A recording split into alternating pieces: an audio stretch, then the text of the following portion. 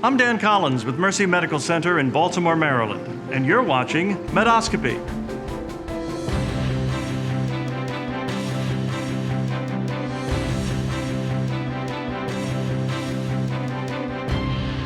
If you're not familiar with our program, the name comes from the combination of two elements, med for medical, and oscopy, the suffix meaning to examine. For 30 minutes at a time, we conduct this procedure, delving into the hearts and minds of our guests to educate, engage, and enlighten. As Mercy continues to grow, the hospital has moved into the field of sports medicine, which brings us to today's guest, Dr. Mark Slabaugh. Dr. Slabaugh is a board-certified orthopedic sports medicine surgeon with Orthopedics and Joint Replacement, what we call OJR here at Mercy. He specializes in arthroscopic repair for sports-related injuries, such as knee and shoulder reconstruction, ACL and MCL tears, rotator cuff, as well as treating issues ranging from tendonitis, bursitis, tennis elbow, ligament tears, and more. Dr. Slabaugh, welcome to the show. Thank you very much for having me. You're fairly new to Mercy. How long have you been here now?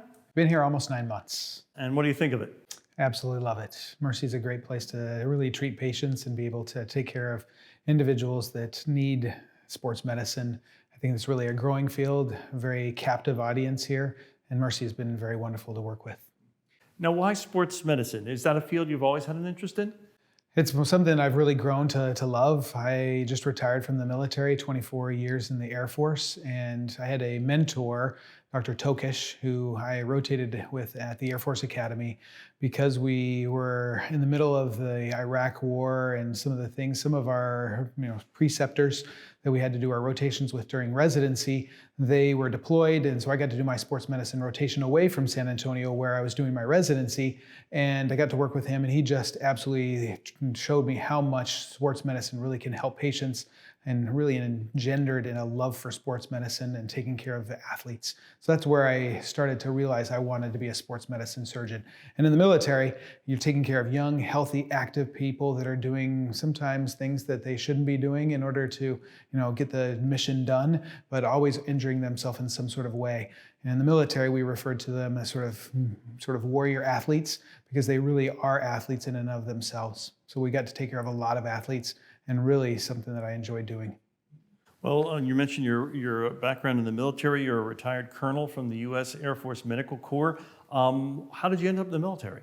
I was 17. My parents were both professors at university, and they wanted me to obviously go on to obtain a degree. I've been looking at medicine for my entire life, ever since I had some medical problems when I was a kid. Just was fascinated with medicine, and I just happened to be attending a science symposium down at the University of Utah. They had a recruiter there. The Air Force guy says, "Hey, if you're interested in going into medicine, just sign on this dotted line." So I was 17, sort of naive, and signed on the dotted line, got the scholarship, and my life took off from there. That's great. Now, what's it like being, we talk about a military surgeon, a military doctor versus a civilian doctor. Well, what's the difference? It depends on whether you're during wartime or during sort of the quote unquote peacetime. During peacetime, it's very, very similar. We're taking care of the same type of injuries. All the sports medicine injuries that you would see in the civilian world are really about the same that you see in the military world.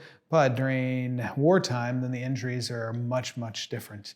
Unfortunately, some of them are very traumatic, and you're taking care of some very sick patients, and really some of the things that you take care of there really hone your skills, and you're able to do things that you might not necessarily get to take care of in a civilian population. So it really depends on whether it's peacetime or wartime. Actually, it dovetails into my next question, which is, because I've talked to other doctors before who've had military backgrounds, and they mentioned just as you say, that particularly when it comes to treating traumatic injuries, they have that experience from sort of being out in the field, helps them to, and they've taken that and integrated it into their practice in civilian life. Would you say that's pretty much the same that you've experienced? Yes, absolutely. It's something that you just have to really be level-headed and very even-keeled when you're in those situations, when you're having a mass casualty event or something is happening while you're deployed. It really allows you to tune your skills, really and fine tune them to really what is important at that particular time. And every one of the surgeons will have a complication at some point in their career in the operating room. And it just allows you to be very calm, collected, and you understand what you have to do. And it's much easier to handle those situations because you've been in situations where things are not calm. They're definitely chaotic, and a lot of things are going on at that one particular time, and you really just have to focus on the patient, what's going to get their life saved, and be able to get them to the ICU or to be able to get them stabilized into what we call in the military a higher echelon of care. Usually when I was in Iraq, that was to Germany, and that was the goal, to get them out of these environments where it's not as sterile, not as safe, and get them back to a place where we can take care of them definitively. So what do you feel that you gained in your experience in your tours into Iraq and also Africa as well? Is that correct? Yes, yeah, I was deployed to Iraq, and that's really where I saw most of my patients. In Central Africa, it was more of a peacekeeping type of mission, and we were there just in case, sort of an insurance policy, so to speak. So we didn't see any trauma in Central Africa. But in Iraq, we saw a lot of trauma, and those experiences really, like I said, helped you prepare for things that you would encounter in the future. And the experiences that you had, the people that you got to know, the camaraderie that you got to build, and really you came together as a team because you had one goal, and that was to get those people that had been traumatically injured back to whatever they could get back to, get them back to the United States, and so that they could really get the rehabilitation that they needed. Obviously, you're in the field of sports medicine. We talk about sports medicine, we talk about orthopedic surgery. How do the two come together? In other words, what's the difference? The difference there's a lot of specialties or subspecialties in orthopedics. Sports medicine is one of those, and we really focus on taking care of the athletes all the way from the sideline or the field or the pitch, whatever they may be on, all the way till they're back on that pitch. So it's really a short period of time in some instances, if they've got a sprain or if they've got a ligament tear that's easily treated with physical therapy to get them back. But sometimes it's as severe as an ACL tear, where it really takes them about 12 months to get back. So we're really taking care of them all the way from the pitch to the pitch or the field to the field, and you get to take care of them for that either 3 months to 12 months, whatever the case may be. And it's really very, very satisfying to see them back, to see them to be active, to see them doing the things that they really love to do. I've heard it said that athletes, professional athletes, can sometimes take longer to come back from injury than sort of the general public, not because of any sort of physical issue, but more because they want to get back out so much to the game or whatever it is that they do, whatever sport that they play, that they come back before they're ready. Yeah, every patient is a completely different situation. Not one injury is the same, and you really have to treat each individual patient. And that's the beauty of sports medicine, that you get to see the patient, you get to diagnose them, you examine them, and then you look at their advanced imaging, whether it be an X-ray, whether it be an MRI, whether it be a CT scan, and then you really get to come up with a distinct and individualized plan for them so that you can help them get back. But I agree that with the professional athletes, they've got a vested interest to get back because they're getting a large salary in order to get back on the field. They want to get back quickly. But I think that we've really come to realize through trial and error, and sometimes by sad experience, that if we let people go back too quickly, then that alters their career down the field. And I think that really what I try to practice, if it's good enough for a professional athlete, then we absolutely need to be doing it for our athletes as well. I think one of the fields that we've learned that in is in ACL reconstruction. We used to let patients go back at 6 months to whatever sport they liked. We usually thought, well, at 6 months, then they're good to go back. And then we realized that there's a lot of other things that go into whether a patient is really ready, whether they've got the strength, whether they've got the endurance, whether they're psychologically ready, whether they feel like they've gotten the range of motion. A lot of things go into that determination.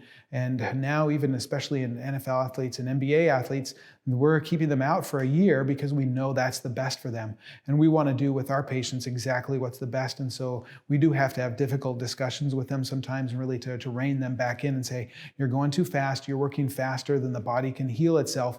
We don't want to add insult to injury, and that's going to take even longer to get you back onto the field or the pitch or the court, wherever you're enjoying whatever sport you like. Now, you were at one time responsible for the team physician coverage for 27 Division I athletic programs. You were chief of sports medicine for the U.S. Air Force Academy. That sounds pretty significant. What did that entail? It was a lot of work, but it was some of the most rewarding times of my career because you're working with young cadets who really are truly the, sort of the cream of the crop. They've been selected by their senators or their congressmen and congresswomen to come to the Air Force Academy. And so they really wanted to do things and be spectacular leaders. They were always driven. They were always doing things that really you told them to do, and they were very compliant. And they absolutely, stressed you out sometimes because you did have to rein them back because they were so driven. But sometimes they were very, very humble and would do exactly what they told them because we set those expectations out for them at the beginning. But all the Air Force Academy cadets, they either had to do intramurals or a sport, plus they had to box, they had to do hand-to-hand combat, they had to do obstacle courses, assault courses, all these things that they were, preparing them to become the future leaders of the United States Air Force that sometimes were very, very difficult for them physically, and so they got injured very, very frequently.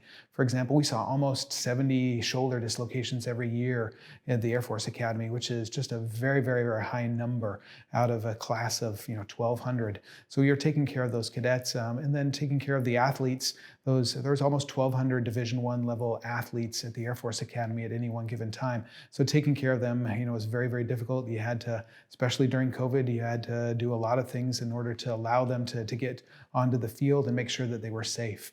So it involved a lot of time management. It involved a lot of really talking with the coaches, with the athletic trainers, just to make sure that they were ready to be back on the field and that they had everything done so that they could compete and succeed and really put the Air Force Academy the best foot forward.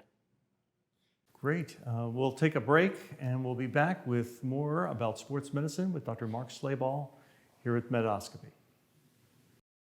The Cancer Doctors at Mercy, welcoming Dr. Debashish Bose, nationally recognized for cancer research, now a Maryland leader using nanoknife technology, advancing state-of-the-art pancreatic and liver cancer treatment, internationally renowned surgical oncologists using heated chemotherapy to treat abdominal cancers, acclaimed experts in breast cancer and reconstruction, the preeminent leader in women's health and robotic surgery, home of the Ovarian Cancer Institute, compassion and quality. The Cancer Doctors at Mercy. And we're back with our next segment of Medoscopy. We're speaking with sports medicine surgeon, Dr. Mark Slabaugh here at Mercy Medical Center. Dr. Slabaugh, I mentioned I was going to talk a little bit about my favorite sport, but before I talk about my favorite sport, what about yours? I love basketball. I'm not very tall. I don't play basketball very well, but I always enjoyed playing. I grew up in Europe, so I sort of was a little bit tall compared to some of the other people that I was playing with. So I played that from a very, very young age and just loved to play. That's the sport that I enjoy watching the most. And then I went to University of North Carolina, which obviously is a very fantastic school for basketball. Was there for the 1993 national championship. And, I bleed Carolina blue. You said you grew up in Europe. I did, yeah. So my parents were they basically taught for the University of Maryland, which had a medical campus over in Munich, Germany. They took a sabbatical for 2 years and they put us in German schools. All my brother and sister and I, we all went to German schools, really immersed. My family wanted us to have that quintessential European experience and grew to love all things German. Did you learn the language? I did, yeah. They forced us into German school, so it was sink or swim. And when you're that young, you just pick things up so quickly that you learned it. And so I still speak German now. Some of my medical German's a little bit rusty, but conversational I can still speak and enjoy listening to German speak and be able to speak with them. Wie geht's, right? Or wie geht es Ihnen if you want the formal. Yeah, I studied German for 10 million years ago when I was in high school. But what about sports that you play yourself? I enjoy biking and then also doing triathlons. Swimming is a sort of a passion of mine. It's a very, very good way. as we age, and I'm sure that we'll get into this a little bit later about how to take care of and really to be sports oriented while we age. Swimming is a fantastic way to be able to do that. It doesn't put any weight really on the joints. It's a very, very good cardiovascular exercise. And as we age, we start to get more aches and pains and things to start to bother us for a little bit longer, and injuries nag us. But swimming is the way that I have found that I can sort of mitigate those aches and pains, and really has made me feel young again. So I enjoy biking and doing swimming, triathlons, which are good. I sort of push myself through the running. Running's nothing that I enjoy doing, but for the sake of triathlons, I do it.